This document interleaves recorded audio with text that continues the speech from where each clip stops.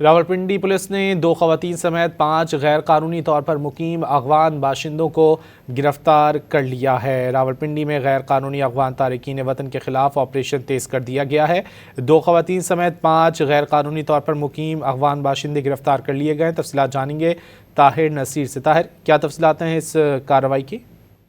جی بالکل، دیکھیں سی پی او راولپنڈی خالد محمود ہمدانی نے راولپنڈی پولیس کے تمام تھانوں کے ایس ایچ اوز کو ہدایت کی ہے کہ جو غیر قانونی طور پر مقیم افغان باشندے ہیں ان کے خلاف آپریشن تیز کیا جائے اور روزانہ کی بنیاد پر اس حوالے سے جو افغان باشندے ہیں ان کے خلاف آپریشن کیا جائے اور وہ سبمٹ کروایا جائے۔ گزشتہ رات نیو ٹاؤن پولیس اور چکلالہ پولیس نے غیر قانونی مقیم افغان باشندوں کے خلاف آپریشن کرتے ہوئے 5 افغانیوں کو گرفتار کیا ہے۔ جو گرفتار افراد میں دیبا، پریسا، عبداللہ، ناز اللہ اور ماجد شامل ہیں۔